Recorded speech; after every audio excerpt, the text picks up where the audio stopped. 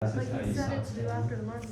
All right, everybody, let's get started. Thanks for coming to the review session. What I'm going to do is I'm going to walk you through the test. I'm going to explain to you how to be as well prepared as possible. Some of you have the test tomorrow. Some of you have the test on Thursday. But you're going to want to be as prepared as you can. So I am recording this, and I will post it for you to watch again later. But I want to sort of walk you through the test, and then I'll actually show you a sample question from the test, just so you have an idea of like what the test is like and like how you want to best prepare.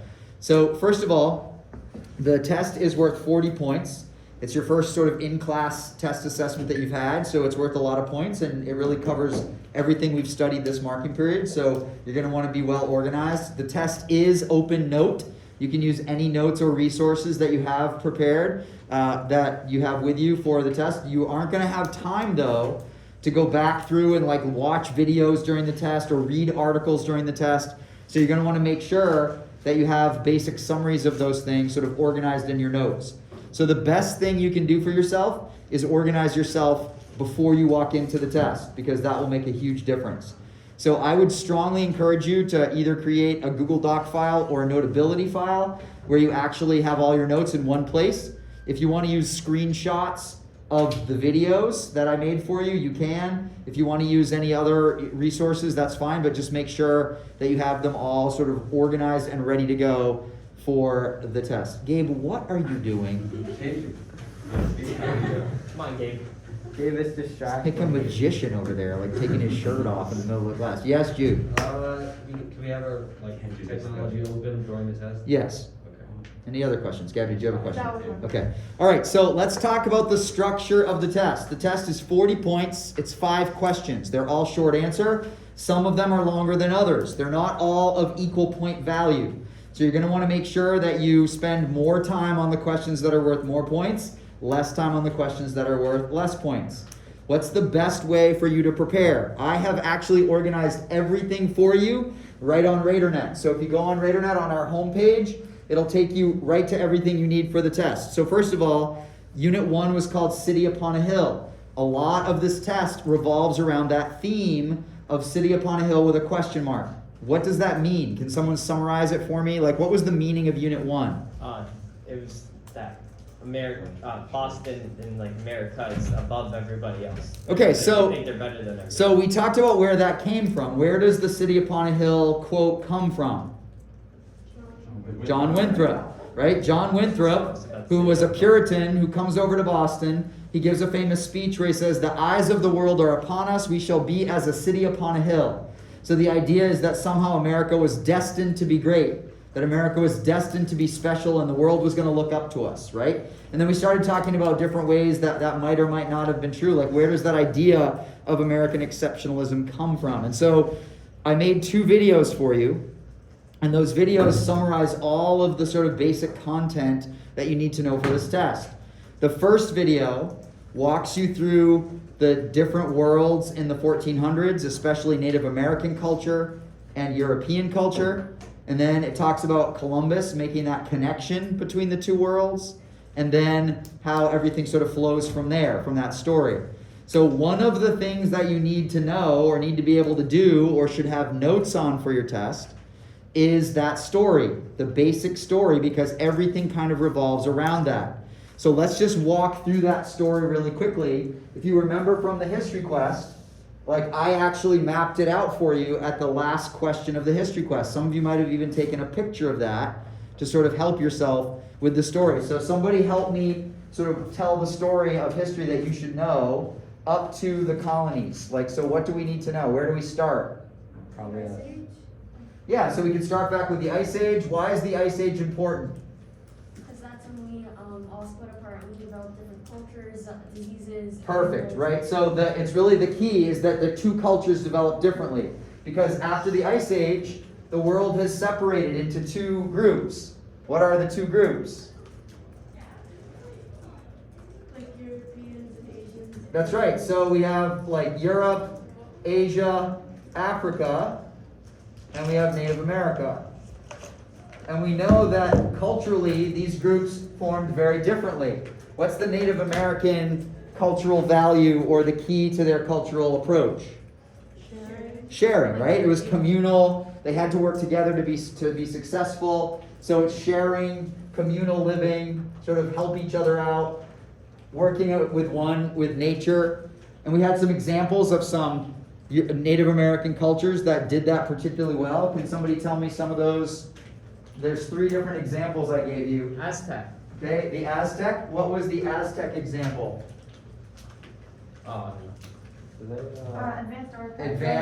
Advanced agriculture, right? So we had 3 examples. The Aztec. What was another example?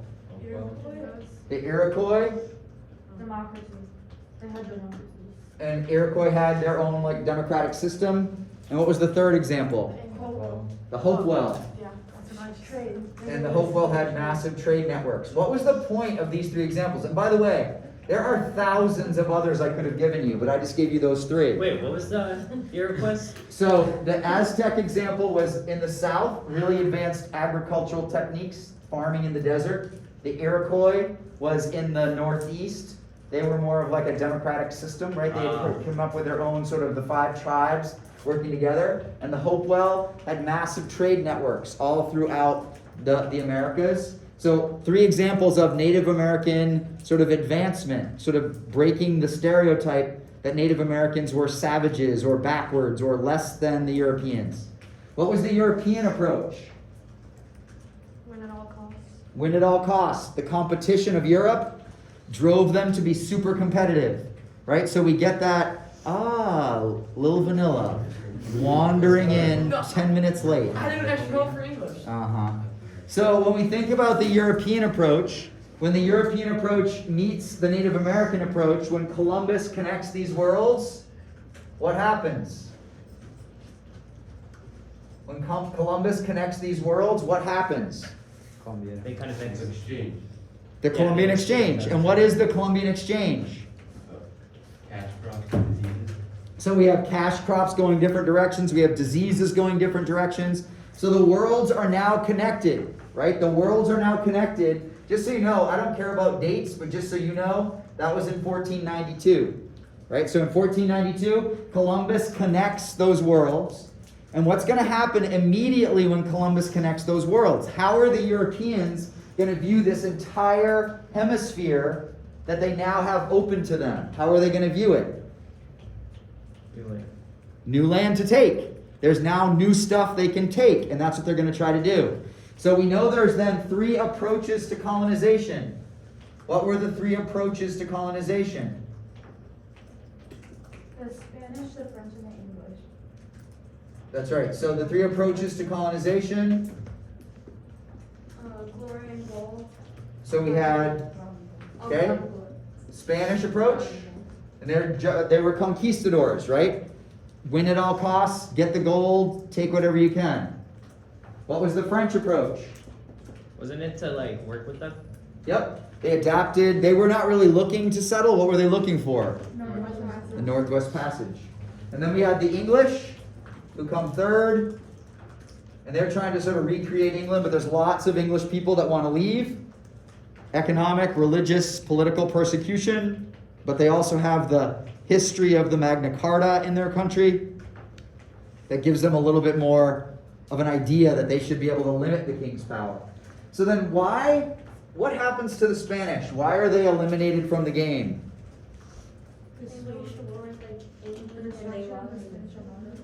So a couple of different people said things, but in 1588, the Spanish Armada sinks, right?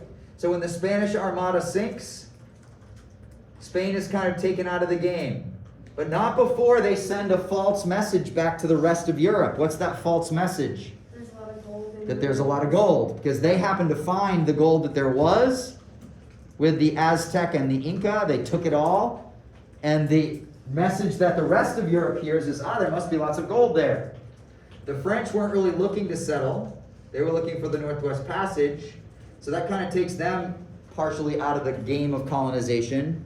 And we're left with the English, who have lots of reasons to want to come and the ability to do so.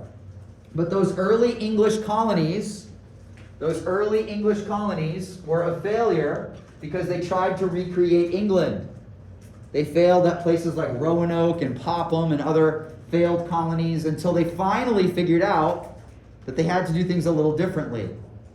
And they start to adapt, and that's when we get the first two successful colonies. What are they? Jamestown, Plymouth. Plymouth and Jamestown. By the way, when I spelled when I spelled Plymouth with an I, that's how it was spelled originally, Plimoth, but the spelling now is Plymouth, so however you want to spell it is fine. So the first two successful English colonies, Jamestown and Plymouth, why are they successful? They work with the natives. So that's an example of what? Like adaptations. Adaptations. So adaptations are the key here. Adaptations that these colonies make them successful. But as they adapt, they're a little bit less European than they were before. So let's talk about some of those adaptations. So working with the natives. What's another one? They started growing corn. So corn, what other kinds of things did they grow? Squash, tobacco. What do we call that when they use the crops to make money? Cash crops. So cash crops are important. Why are cash crops important? Why are they an adaptation? It creates trade. It allows for trade. It allows for profit. Think about it this way. If the Spanish were successful because they found gold, but there is no more gold, this replaces the gold. Does everyone understand that? So tobacco, the reason they called it black gold was because in a sense it replaced the gold that there wasn't any of. This might be a little off-topic question, but what was tobacco used for? So they would use it basically to smoke. So because Smoking back then? yeah, so when they used the tobacco, the Native Americans would use it for like ceremonies and things. And it was very much caused like a buzz for the Europeans when they would smoke it. So it became very popular back in Europe. So it was like their back in the day marijuana. Yeah, basically, yeah. Nice. So when you think about the cash crops, that's going to make them incredibly successful. What else? What other adaptations? Was trade one?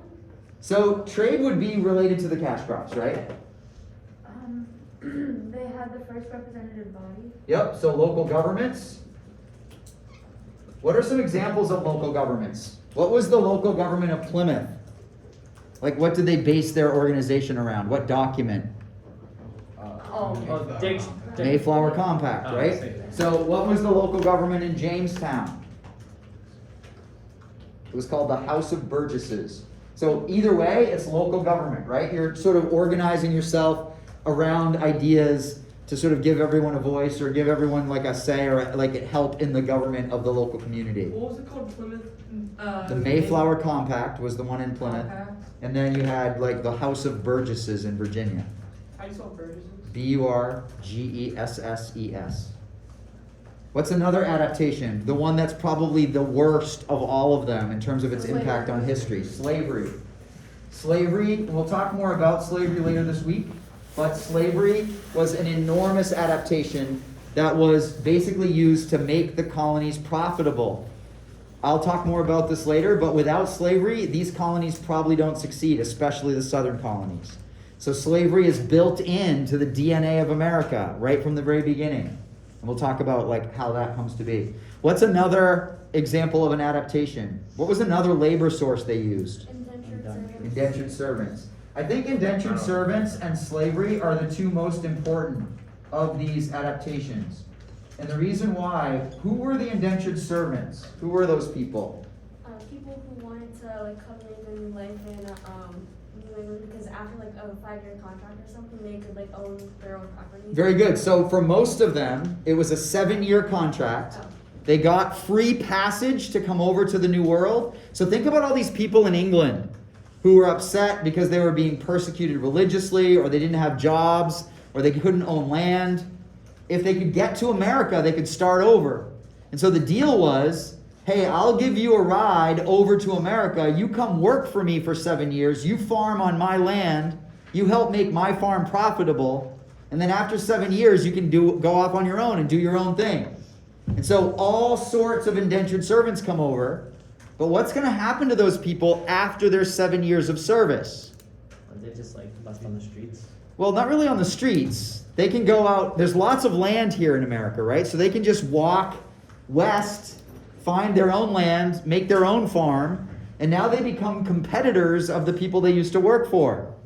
So as you get more and more of these indentured servants, you're going to build a whole class of people that are kind of like the have-nots of colonial society, right? And you're going to get more and more of those people, and we'll talk more about them later. Can you think of any other adaptations? We got local government, we got cash crops, working with the natives in some cases, slavery, indentured servants. I think that's a good set of adaptations. So because of these adaptations, what happens to these first two colonies? Success leads to more success, and we get 13 colonies that will develop from the roots of these original success stories. So because of these adaptations, more colonies will form. And I just sort of reviewed that part of the story with you. What happens? How do the New England colonies form? What's the basis of the New England colonies? Was it economic? Or was it the other one? So what's the basis of the New England colonies? Plymouth and the other thing. So Plymouth is where we get our first group, right? And then Puritans follow. And then you get all these other colonies. New Hampshire, Rhode Island, Connecticut, right? So all these other colonies are going to form out of the religious conflicts that are happening in those New England colonies. So there's some irony there about these New England colonies. They came over to escape religious persecution, but then why does Connecticut and Rhode Island form? Because of religious persecution. John Winthrop, our city upon a hill guy, drives out Roger Williams and Thomas Hooker because they don't agree with how he's doing things, and they go make their own colonies at New Haven and Providence. The reason those places are called New Haven and Providence are because they were escaping from John Winthrop's persecution in Massachusetts Bay. So I would definitely know about that irony. I think it's an important fact that you've got the city upon a hill guy, the example to the rest of the world guy, the bright shining city on a hill speech maker is driving out people that don't agree with him, and they end up making their own colonies in other parts of New England. What was the reason why they, what was the reason why they, started to, Yeah, it's a good question. It's a good question. So one of the things that happens, so with Roger Williams in particular, he really doesn't like how John Winthrop is interacting with the Native Americans and kind of taking advantage of them. And he criticizes Winthrop's unfair treatment of Native Americans. And so basically Winthrop's like, if you don't like this, you can leave. And so he goes and makes his own colony in Rhode Island. Thomas Hooker is mad about representation and the rules of the colony and how the rules are being applied. And again, Winthrop says, if you don't like it, get out. And so he goes and makes his own colony. So the fact that they named their new places Providence and New Haven is sort of because of that. So because they're trying to escape. So the New England colonies all form around religion. Religious freedom, religious persecution, religious conflict. The New England colonies form. So that's how we get our 4 New England colonies. New Hampshire is a little different because it's a bit of an offshoot of Boston. There's a trade port there at Portsmouth, and so they can make profit. So New Hampshire's a little different, but for the most part, the New England colonies are religiously oriented. What about the southern colonies? What marks the development of the southern colonies? Economics. Particularly cash crops, specifically tobacco. And what do you need for tobacco? You need a lot of labor source. So you're going to have all sorts of issues with slavery and indentured servitude down there in the southern colonies. I just wanted to ask, do we have to handwrite this or? No, you'll be able to type it if you choose. Wait, we can use these notes. Yep. Okay.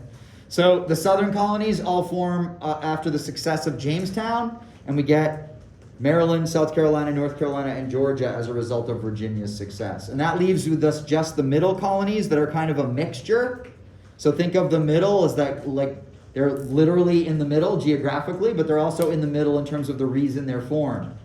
Pennsylvania and Delaware, largely religious. New York, New Jersey, largely economic, right? So we get a little bit of a mix there.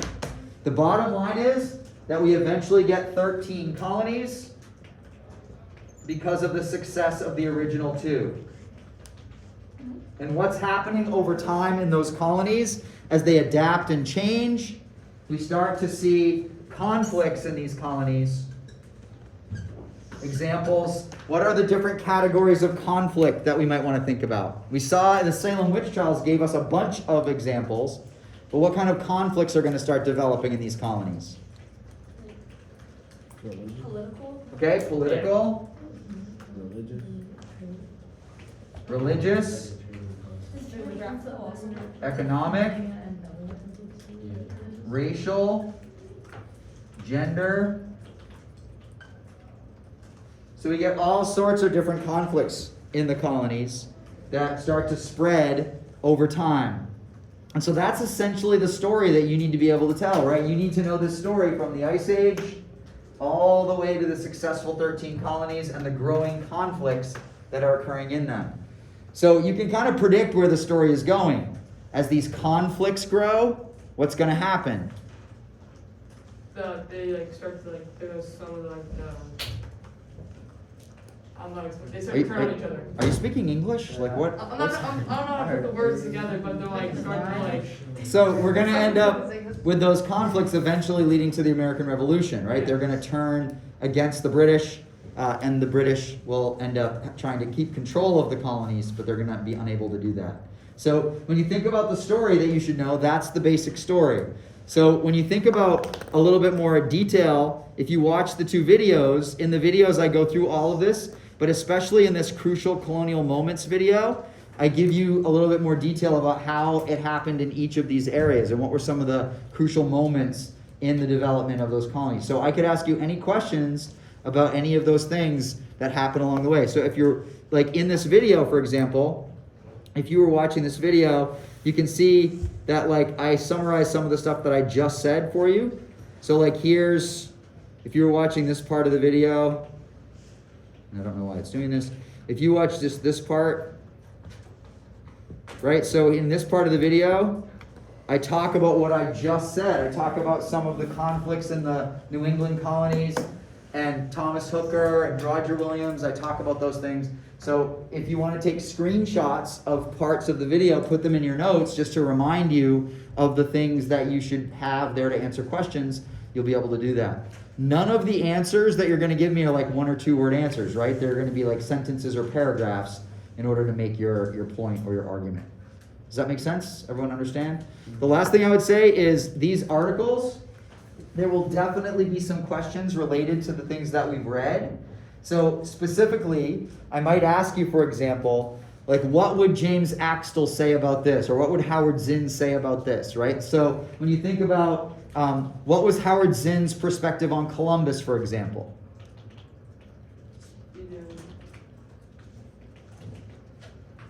We talked about it in Harkness. There was this, He didn't like.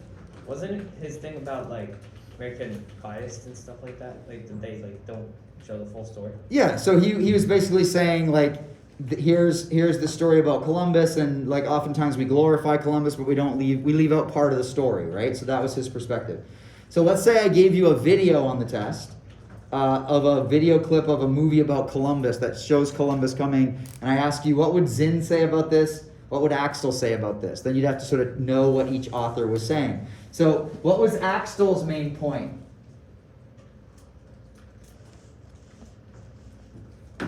We talked about it in the history quest. That without the Native Americans, the Europeans would not have adapted. Very good, Ava. That the Native Americans aren't just there to like be in the way of the Europeans, and it wasn't just about the Europeans beating the Native Americans, but it was how the two cultures interacted with each other, right? So if I give you a video about something like that, you'd want to be able to show me like how that all fits together. So like without Native Americans, the Europeans would not make it out, basically. Right.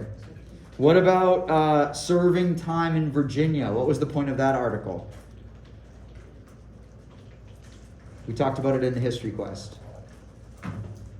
And by the way, I highlighted all those articles for you, so if you have them organized in your notebook for the test, it'll make it a lot easier to sort of look for them. Does anyone remember what I said in the serving time? In the Virginia article? That was the article about Jamestown and how Jamestown became successful So it's really about the different adaptations at Jamestown. It gave examples. What about the visible and invisible worlds of Salem? What does that one give us examples of? Oh, like the conflict. The conflicts, right? Very good. So you can see how the articles kind of tie into the story as it goes. Does everyone understand that? Like how they fit? All right. Any questions about the test, like how it's set up or what you need to do to prepare before I show you an example from the test? Is that one of the questions on the test? I'm going to show you one of the questions on the test right now.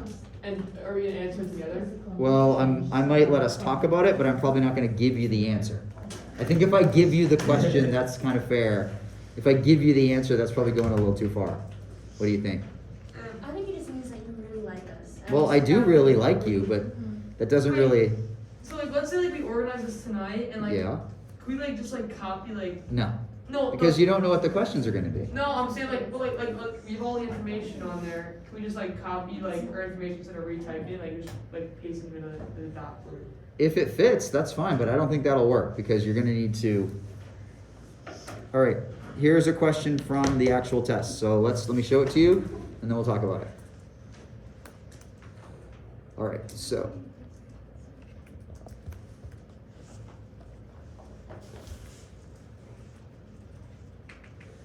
All right, so using the image below, explain 4 items that support the cultural values of that place and time. So I'm giving you this image, and I'm asking you to give me 4 specific pieces of evidence from the image that support the idea of that particular place and time. So what are we looking for here? We're applying the ideas to this image. So in other words, your sort of critical thinking skill is being tested here, taking the facts that you know and applying them to this image. So first of all, what is this an image of? A Native American village. It's a Native American village. So obviously, Crops. what are we looking for here? Crops, them trading. Well, hold on, let's back up. What are we looking for in this image? If this is a Native American village, what do we want to find evidence of? Native Americans. Oh, it's like the house The culture structure. of the Native American culture, right? So we want to try to find evidence of communal living, sharing culture, how they use the environment, right? So we want to find pictures or images. And by the way, this map was actually drawn by colonists of an actual Native American village from the colonial period. So what do we see in the picture? We want to look really closely at the picture.